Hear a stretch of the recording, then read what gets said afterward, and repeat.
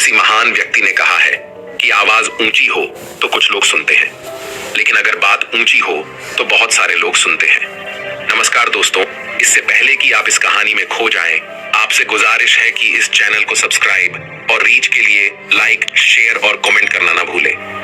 दोस्तों, जब हम ये सोचते हैं कि जो हुआ वो अच्छा नहीं हुआ, ऐसा नहीं होना चाहिए था, यदि मैं कोई तरकीब या कोई उपाय अपना लेता तो ऐसा नहीं होता, यदि मैंने किसी से सलाह ही ले ली होती या फिर खुद की सूझबूझ का इस्तेमाल किया होता तो आज मुझे ये परेशानियां नहीं उठानी होती, मैं आज इस तरह से तकलीफों में नहीं रहता। इस प्रकार हम खुद को कोसने लगते हैं, खुद को दुखी करने लगते हैं। मैं आपको बता दूं कि इस तरह का पश्चाताप करने से आपको कोई लाभ नहीं होने वाला। आप चाहे कितने भी हाथ पैर मार लें, चाहे आप लाखों कोशिशें कर लें, लेकिन आप अपने अतीत को बदल नहीं सकते, क्योंकि इस तरह के विचार केवल चिंता पैदा करते हैं। लेकिन यही चिंता अर्थात यही पश्चाताप हमारे लिए बहुत लाभदायक भी साबित हो सकता है। अब आप में से कई लोग ये सोच रहे होंगे कि भला जो बीत गया, यदि हम उस पर सोच विचार कर रहे हैं तो ये हमारे लिए कैसे लाभदायक हो सकता है। हम तो पहले ही मुसीबत में हैं, हम तो पहले से ही तकलीफ में हैं, तो ऐसे में ये हमारे लिए कैसे फायदेमंद हो सकता है। दोस्तों, अगर आप उन गलतियों से सीख कर खुद को बदलने का प्रयास करें तो आप अपना आने वाला भविष्य खुद ही बदल सकते हैं, उसे संभाल सकते हैं। अगर अतीत की गलतियों से सीख लेकर खुद को बदलने का प्रयास किया जाए तो सही मायने में वही पश्चाताप कम होता है।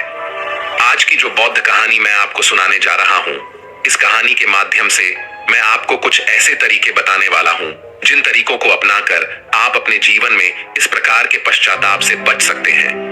आप अपनी अतीत की गलतियों को भुलाकर अपने आप को एक नया इंसान बन सकते हैं। जो लोग खुद पर संदेह करते हैं, जो अपने ही विचारों में उलझे रहते हैं, जिन्हें उनकी अतीत की गलतियां परेशान करती रहती हैं, उनके लिए ये एक वरदान साबित हो सकता है। एक समय की बात है, एक नगर में एक युवक रहता था जो अपने कर्मों से बहुत परेशान था। उसने 30 साल बहुत मेहनत की, लेकिन उसके बाद भी उसे अपने कर्मों का फल नहीं मिला, जिस कारण वह अंदर से बहुत निराश हो चुका था। वह अंदर से पूरी तरह से टूट चुका था, जिस कारण उसने संन्यास ग्रहण कर लिया। उसने सोचा कि मैं अपने संसारी जीवन में तो कुछ न कर सका, लेकिन मैं अपने सन्यासी जीवन में अवश्य कुछ न कुछ प्राप्त करके ही रहूंगा। मैं सत्य की खोज किसी भी कीमत पर करके ही रहूंगा। देखते ही देखते करीब 5 वर्ष बीत गए, लेकिन अब तक उसका अपने मन पर कोई नियंत्रण नहीं था। जब भी वह भिक्षा मांगने किसी नगर में जाता और वहां पर यदि उसकी नजर किसी सुंदर स्त्री पर जाती तो उसके मन में कामुक विचार उठने लगते थे। और जब भी वह शांत होता और अकेले कहीं पर बैठता तो उसे खुद पर क्रोध आता, उसे खुद पर पश्चाताप होता, और तब वह यह सोचता कि आखिर मैं सन्यासी क्यों बन गया। जब मैं अपने मन पर नियंत्रण ही नहीं पा सकता तो मेरे इस सन्यासी जीवन का क्या फायदा। इससे तो अच्छा होता कि मैं किसी अच्छी और सुंदर स्त्री से विवाह कर लेता, पैसे कमाता और अपना घर परिवार संभालता। हो सकता था कि मेरे अपने बच्चे भी होते, लेकिन मैं भी कितना बेवकूफ हूँ। मैंने अपने सारे सुख त्याग दिए और ना जाने क्यों मैं इन जंगलों में आ गया, ना जाने क्यों मैंने संन्यास ग्रहण कर लिया। इसी प्रकार के कई सारे विचार उसके मन में उठने लगे थे और इन्हीं विचारों के कारण उसके मन में नकारात्मकता पैदा होने लगी थी, जिस कारण वह छोटी छोटी बातों पर क्रोधित हो जाता। वह अपने आप को कोसने लगता। जब भी वह किसी सफल सन्यासी को देखता तो उसके मन में जलन पैदा होने लगती और वह उन्हें नीचा दिखाने के लिए हर मुमकिन प्रयास भी करता। इसी प्रकार के कई तरह तरह के विचार उसे परेशान करने लगे थे और अब वह और भी ज्यादा चिंतित रहने लगा था। उसने खाना पीना पूरी तरह से त्याग दिया था। एक दिन रात्रि के वक्त वह आश्रम के बाहर बैठकर रो रहा था और रोते रोते उसने यह तय किया कि वह अपना जीवन समाप्त कर देगा। यह सोचकर वह आश्रम से निकल गया और एक पर्वत की चोट पर चला गया। रोते रोते वह यह सोच रहा था कि मैं चाहकर भी अब अपनी पुरानी जिंदगी में वापस नहीं लौट सकता, क्योंकि मैंने सबके सामने संन्यास ग्रहण किया है और एक बार संन्यास ग्रहण करने के बाद इंसान का घर परिवार सब कुछ छूट जाता है। ऐसा सोचता हुआ वह उस पर्वत से नीचे की ओर देख रहा था। उसकी आंखों से आंसू बह रहे थे, लेकिन अब भी उसके मन में तरह तरह के विचार उत्पन्न हो रहे थे। वह अब भी यही सोच रहा था कि यदि मैंने अपने जीवन में सही निर्णय लिए होते तो आज मुझे यह दिन ना देखना होता। रोते हुए अपने कदम आगे बढ़ाने ही वाला था कि तभी उसे एक आवाज सुनाई दी। कोई उसे चिल्लाकर यह कह रहा था, भंते रुक जाओ, जहां छोड़ कर जा रहे हो वापस वहीं से शुरुआत करनी होगी, इसलिए एक बार फिर सोच लो। यह आवाज सुनकर वह सन्यासी रुक गया। उसने पीछे घूमकर यहाँ वहां देखा, लेकिन उसे वहां पर कोई भी दिखाई नहीं दिया। तभी उसने जोर से चिल्लाकर कहा, कौन हो तुम? तभी उसकी नजर एक बूढ़े बौद्ध भिक्षु पर गई और उन्हें देखकर वह सन्यासी और भी क्रोधित हो उठा और कहने लगा, कौन हो तुम और मुझे क्यों रोकना चाहते हो? तभी वह बूढ़ा बौद्ध भिक्षु उस सन्यासी से कहता है, भंते, मैं तो बस इतना ही कह रहा हूं कि तुम जहां छोड़कर जा रहे हो तुम्हें वापस वहीं से शुरुआत करनी होगी, इसलिए निर्णय लेने से पहले एक बार फिर सोच लो, कहीं तुम फिर से गलत निर्णय तो नहीं ले रहे। तभी वह सन्यासी क्रोधित होकर उन बौद्ध भिक्षु से कहता है, आपको क्या लगता है कि मैं बार बार यही गलतियां करूंगा? मैं मानता हूं कि मैंने अनजाने में गलतियां की हैं, और इसका मतलब यह नहीं है कि बार बार मैं यही गलतियां दोहराते रहूंगा। मैंने अपनी गलतियों से बहुत सीख ली है, लेकिन अब मैं उन गलतियों को ठीक नहीं कर सकता। अब मैं उन्हें बदल नहीं सकता, इसलिए मैंने बहुत सोच समझकर यह फैसला लिया है। उस सन्यासी की यह बात सुनकर वह बूढ़ा बौद्ध भिक्षु जोर जोर से हंसने लगा और उस सन्यासी से कहता है, भंते, अतीत की गलतियां कोई नहीं सुधार सकता, क्योंकि बीता हुआ समय कभी लौट कर नहीं आने वाला। हाँ, वे लोग मूर्ख होते हैं जो यह कहते हैं कि वे लोग अतीत को बदल सकते हैं। उनसे ज्यादा अज्ञानी इस दुनिया में दूसरा और कोई नहीं हो सकता, क्योंकि जब तुम समय को वापस नहीं घुमा सकते तो तुम अपनी अतीत की गलतियों को भला कैसे बदल सकते हो? लेकिन जो लोग समझदार हैं, जो लोग ज्ञानी हैं, वे लोग यह बात बहुत अच्छी तरह से जानते हैं कि जीवन में गलतियां करना कितना जरूरी होता है। गलतियों के कारण ही तो हम सीख पाते हैं, अपनी गलतियों से समझ पाते हैं और अपने भविष्य को बेहतर बना पाते हैं। आगे वह बूढ़ा बौद्ध भिक्षु उस सन्यासी से कहता है, भंते, जब तक तुम्हें खुद की कमियों का ही पता नहीं होगा तब तक तुम अपने आप को बेहतर कैसे बना सकते हो? और हमारी कमियां तो सिर्फ हमारी गलतियों से ही पता चलती हैं। आगे वह बूढ़ा भिक्षु उस सन्यासी से कहता है, हर माता पिता अपने बच्चों को बहुत ही प्यार दुलार से पालते हैं। वे उन पर कभी कोई आंच नहीं आने देना चाहते। वे यह नहीं चाहते कि उनका बच्चा कभी कोई गलतियां करे और उसे कोई तकलीफ हो। लेकिन वह यह भूल जाते हैं कि जीवन एक युद्ध का मैदान है, जहां हम खुद अपनी गलतियों से सीखते हैं और एक योद्धा बनते हैं। और जो यह सोचता है कि वह अपने जीवन में कभी कोई गलती ही नहीं करेगा, तो इसका अर्थ यह हुआ कि वह कभी भी जीवन के इस रण क्षेत्र में हिस्सा ही नहीं लेना चाहता।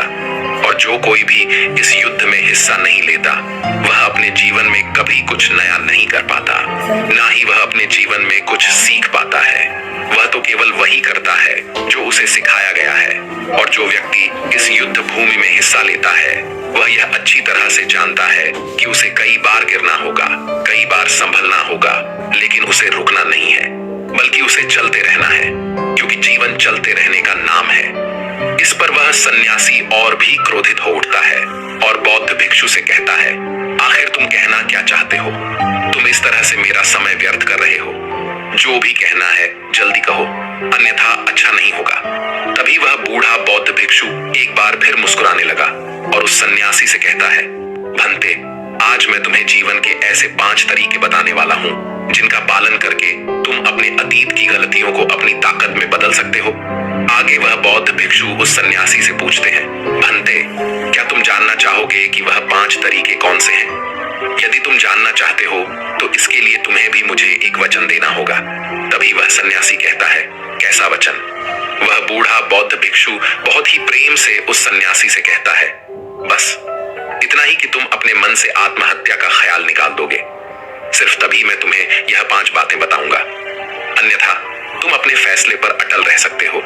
लेकिन याद रखना कि जो गलतियां तुमने पहले दोहराई हैं, हो सकता है कि इस बार भी तुम वही गलती कर रहे हो। इतना कहकर वह बूढ़ा बौद्ध भिक्षु शांत हो गया और वह सन्यासी कुछ देर के लिए सोच विचार में पड़ गया। वह यह नहीं समझ रहा था कि वह क्या करे। यदि वह आत्महत्या करता है तो उसे वह 5 बातें नहीं पता चल पाएंगी, और यदि वह 5 बातें जानने के लिए जाता है तो उसे आत्महत्या का ख्याल मन से निकालना होगा। वह सन्यासी असमंजस में था, लेकिन काफी देर सोच विचार करने के बाद आखिरकार उसने उस बूढ़े बौद्ध भिक्षु की बात मान ली और वह उन बूढ़े बौद्ध भिक्षु के पास पहुंचा और कहने लगा, कहिए, आप क्या कहना चाहते हैं? तभी वह बूढ़ा बौद्ध भिक्षु उस सन्यासी से पहली बात बताते हुए कहता है, भंते, सबसे पहले तो तुम यह जान लो कि कि अतीत में जो भी तुमसे गलतियां हुई है वह किसकी कारण हुई है, उसके पीछे का क्या कारण था। तुम्हें सबसे पहले उन कारणों को पहचानना होगा। वह कारण या तो कोई मजबूरी हो सकते हैं या कोई इंसान हो सकता है जिसके कारण तुमने वह सारी गलतियां की, या फिर हो सकता है कि तुमने वह गलतियां केवल अपने स्वार्थ के लिए की हो। तुम्हें उन कारणों को पहचानना होगा। यदि तुम्हें किसी से धोखा मिला था तो क्यों मिला था? क्या तुमने कभी इसके ऊपर विचार किया है? क्योंकि शायद तुमने उस पर हद से ज्यादा विश्वास किया होगा। एक बार यदि तुमने उस कारण को समझ लिया और उसे जान लिया तो तुम यह समझ पाओगे कि तुमने कहां कमी रह गई, तुमने कहां पर गलती की। और एक बार यदि तुम अपनी गलती को समझ जाओगे तो तुम उसे सुधार भी सकते हो, ताकि वैसी गलती भविष्य में तुमसे दोबारा न घटे। आगे वह बूढ़ा बौद्ध भिक्षु उस सन्यासी से कहता है, गलतियां हमें दुख नहीं देती।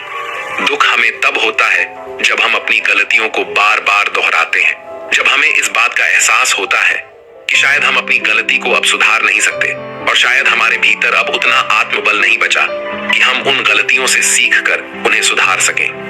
जब हमें खुद पर संदेह होने लगता है, खुद पर संशय होने लगता है, तब हमें दुख होता है।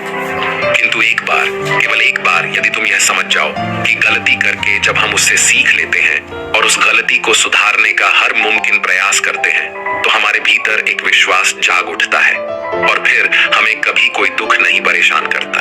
इसीलिए हमें किसी भी गलती के पीछे का कारण जानना बहुत आवश्यक होता है, और इसके लिए तुम चाहो तो खाली बैठकर चिंतन कर सकते हो। ये इतना मुश्किल भी नहीं है। एक बार अगर उस गलती के पीछे की वजह तुम्हें समझ में आ जाए, तब दूसरा तरीका काम आता है। जब हम गलती के पीछे की वजह को जान जाते हैं, उसे समझ जाते हैं, तो उसके बाद हमें खुद से एक सवाल करना चाहिए, और वह सवाल यह है कि गलती करने से पहले हम कैसे इंसान थे, और यह गलती करने के बाद हमारे अंदर क्या परिवर्तन हुआ है। क्या हमने अपनी गलती से कोई सीख ली है या नहीं, और यदि सीख ली तो फिर हमने अपने बारे में क्या क्या जाना। आगे वह बूढ़ा बौद्ध भिक्षु उस सन्यासी से कहता है, अंते यदि तुम इस प्रकार खुद से सवाल करोगे तो तुम पाओगे कि तुम्हारे जीवन में कुछ नए अनुभव जुड़ गए हैं, और यह अनुभव तुम्हें आगे ले जाएंगे, क्योंकि यह जीवन में आगे बढ़ने के लिए तुम्हारी बहुत मदद करेंगे। तुमने देखा होगा कि जब किसी को जीवन में धोखा मिलता है तो अधिकांश लोग केवल यह सोचते हैं कि आखिर इसमें हमारी क्या गलती थी, लेकिन वह इस वास्तविकता को नहीं देख पाते कि आज तुम्हें धोखा मिला है तो क्यों मिला है। क्योंकि आप एक संवेदनशील इंसान हैं, और जब आप ज्यादा संवेदनशील हो जाते हैं तो ऐसी स्थिति में आपकी संवेदनशीलता ही आपके धोखे का कारण बनती है, और यही आपकी गलती है। और जब आपको अपनी गलती के बारे में पता चल गया तो आपने यह भी सीख लिया कि आपकी गलती थी। अगर तुम एक बार अपने बारे में निरीक्षण करना शुरू करोगे तो अपने बारे में तुम्हें बहुत सी अद्भुत बातें पता चलेंगी, और तब तुम खुद ही आश्चर्यचकित हो जाओगी, क्योंकि तुम खुद के बारे में और अधिक जानने लगोगे। इसलिए खुद का निरीक्षण करना अति आवश्यक है। आगे वह बूढ़ा बौद्ध भिक्षु उस सन्यासी से तीसरी आदत बताते हुए कहता है, तीसरे तरीके में हम खुद से संकल्प करते हैं। हम यह दृढ़ संकल्प बना लेते हैं कि हम भविष्य में दोबारा यह गलती नहीं दोहराने वाले। हाँ, हमसे कुछ नई गलतियां आवश्यक होंगी, लेकिन यह गलतियां हम जीवन में कभी नहीं दोहराएंगे। आगे वह बूढ़ा भिक्षु सन्यासी से कहता है, भनते इस संसार में 3 प्रकार के लोग होते हैं। एक वह जो दूसरों की गलतियों से सीखते हैं, दूसरे वह जो खुद की गलतियों से सीखते हैं, और तीसरे वह जो गलतियां करते ही रहते हैं लेकिन कभी अपनी गलतियों से सीख नहीं पाते। तुमने भिन्न भिन्न प्रकार की नदियों को तो देखा ही होगा। नदियों का अर्थ तभी निकलता है जब वह अलग अलग जगह से होकर गुजरा हो। अगर वही नदी एक जगह पर ठहर जाए तो क्या वह नदी कहलाएगी? इसी प्रकार एक इंसान का जीवन भी नई नई गलतियां करने के लिए बना है। इसीलिए एक बार जो तुमने गलती कर दी उसके लिए दृढ़ संकल्पित हो जाओ कि तुम जीवन में वह गलतियां कभी नहीं दोहराओगे। हाँ, हो सकता है कि तुमसे कोई नई गलतियां हो, लेकिन यदि तुम बार बार वही गलतियां दोहराते हो तो तुम मूर्ख हो। ऐसी अवस्था में तुम में और किसी जानवर में कोई फर्क नहीं रह जाएगा। आगे वह भिक्षु उस सन्यासी को चौथा तरीका बताते हुए कहते हैं, भंते कई बार तो हमें पहले से ही अपनी गलतियों के होने का एहसास हो जाता है। गलतियां होने से पहले ही हमें उसका आभास हो जाता है कि हमसे गलतियां होने वाली हैं। इसलिए अगर गलती होने से पहले आपको एहसास हो रहा है तो आप बहुत खुशकिस्मत हैं, और आप उस गलती को होने से रोक सकते हैं। आपने कभी ना कभी इन संकेतों को महसूस किया होगा, क्योंकि यह ब्रह्मांड हमें संकेत देता है।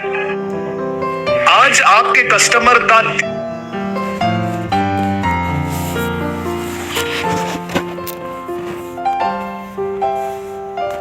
लेकिन फिर भी हम में से अधिकांश लोग इन बातों को नजरअंदाज कर देते हैं, जिसका परिणाम हमें बाद में भविष्य में भोगना होता है।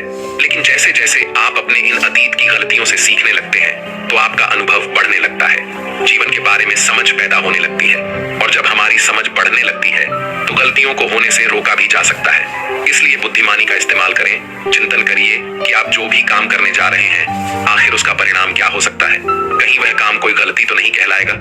इसी तरह से एक मनुष्य जीवन के परिपक्व में बांटा जाता है और इसी से आपका विकास होता है, और हम सभी को इस राह से होकर गुजरना ही होता है, अन्यथा हमारा जीवन वहीं पर ठहर जाएगा, हम कभी भी आगे नहीं बढ़ पाएंगे। यदि आप अपने जीवन में आगे बढ़ना चाहते हैं, किसी लक्ष्य को प्राप्त करना चाहते हैं, तो आपको इस कार्य प्रणाली को अपनाना ही होगा, इसे समझना ही होगा। आगे वह बूढ़ा बौद्ध भिक्षु उस सन्यासी को आखिरी आदत बताते हुए कहते हैं, भंते, आखिरी और सबसे महत्वपूर्ण सीख है, अगर तुम अपने अनुभव से एक इंसान बन चुके हो तो अब तुम दूसरों के लिए मार्गदर्शन का काम कर सकते हो। तुम दूसरों की राह में दीपक बनकर उन्हें रोशनी दिखा सकते हो, उन्हें उनकी राह पर आगे बढ़ा सकते हो, क्योंकि हम वैसे ही बन जाते हैं जैसा कि हम सोचते हैं। और जब आप खुद को बेहतर बनाने का प्रयास करेंगे तो आप देखते ही देखते बेहतर बनते चले जाएंगे, और यह प्रकृति भी आपका साथ देगी, आपकी सहायता करेगी। ब्रह्मांड आपको खुद ब खुद रास्ता दिखाएगा, और आप तब मानव जाति का कल्याण करने के कार्य में लग जाते हैं। तब वह शास्त्रों में सबसे सर्वश्रेष्ठ कार्य माना जाता है। इससे श्रेष्ठ कार्य तो और कोई हो ही नहीं सकता जो व्यक्ति समस्त जीव जंतुओं और मानव जाति के कल्याण के बारे में सोचता है। ऐसे लोग परमात्मा के हो जाते हैं। ऐसे व्यक्तियों के मन में प्रेम, करुणा, दया जैसे अनेक भाव उत्पन्न होने लगते हैं, और परमात्मा करुणा और प्रेम का ही दूसरा नाम है। इतना कहकर वह बूढ़ा बौद्ध भिक्षु शांत हो गए, और उस सन्यासी को भी अपनी गलती का एहसास हो गया। अब उसकी आंखों में खुशी की आंसू थे। वह उन बौद्ध भिक्षु के चरणों में जा गिरा और उन बूढ़े बौद्ध भिक्षु से कहता है गुरुवर, ऐसा निर्मल और जीवन का सार्थक ज्ञान पाकर मैं धन्य हो गया। आपने जो कुछ भी मुझसे कहा है उसे मैं अपने जीवन में जरूर अपनाऊंगा, और मैं भी अपने जीवन को सार्थक बनाकर दिखाऊंगा। इतना कहकर उसने उन बौद्ध भिक्षु को प्रणाम किया और वापस अपने आश्रम लौट गया। दोस्तों, उम्मीद है कि ये कहानी आपको अच्छी लगी होगी। नमो बुद्धाय।